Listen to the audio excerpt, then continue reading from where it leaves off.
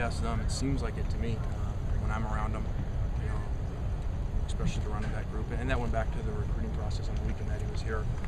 Curtis hanging around him, DJ hanging around him, and all the skilled guys on offense. What's the game plan with Robert as far as how much you're going to practice and stuff?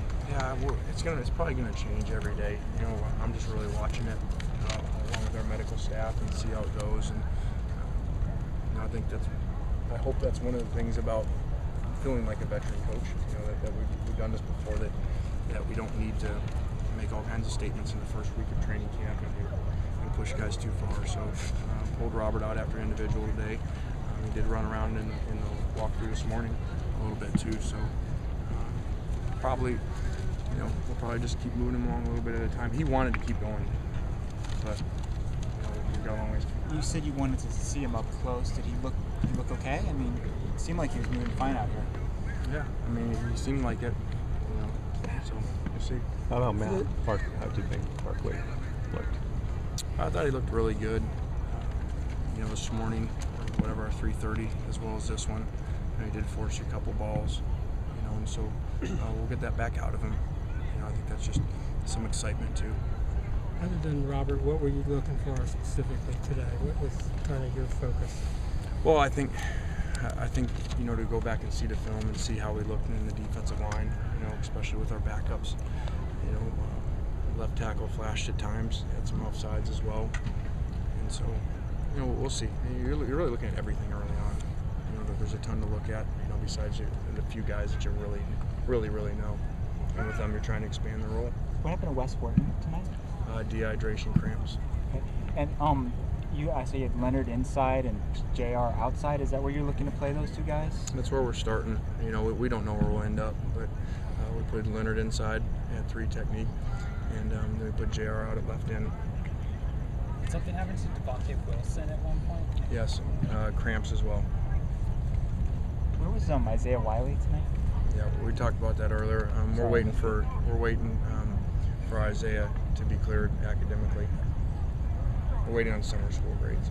Is Brian Bachman the same? No, Brian is not practicing right now, but he could. Is that a team issue? Team rules type issue? Not at all, no. Oh. It's a health issue. I don't know our new policy. What do I say? It's a health issue? I guess. Okay.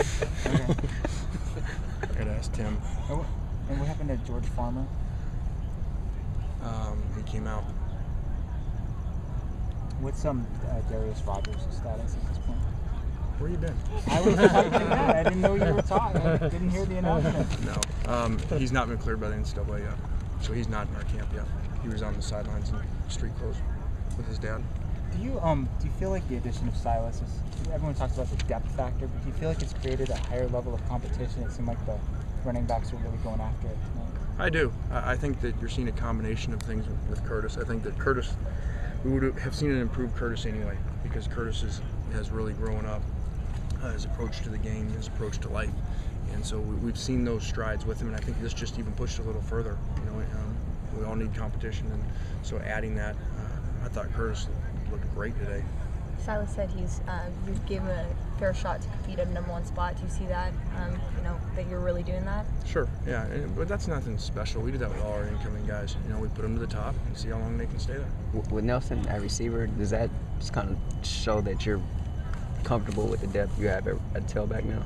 Yeah, I think Nelson was probably as happy as anybody about Silas coming, because Nelson was going to have to play running back because he's a team guy, but I know he really didn't want to. So this way he gets to go out and play receiver.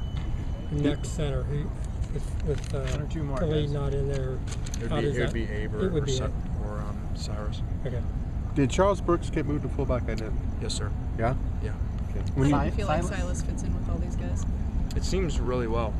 It seems like, I think if you go back to when we signed him and all the interviews and conversation, a big part was not just the player that you saw on film. In order for this to happen, it had to fit right. It had to fit right both ways. And if you talk to Silas's high school coach, you talk to former coaches that have been around him, people that have been around him, he's a very competitive, great kid. And that's the only way this was going to work, because I believe that our core of our great players, that you all know who they are, all these preseason All-Americans, are really good kids. that love competition and they love the work. And if he was not like that, like if you signed a veteran free agent in the NFL and he's that type of conflict guy, it would not have worked. These guys would not accept him, and it wouldn't have been worth it. So we researched it. We thought it would work, and then when he was here for his 40 hours, it definitely. I mean, he ended up sleeping at TJ and Matt's house.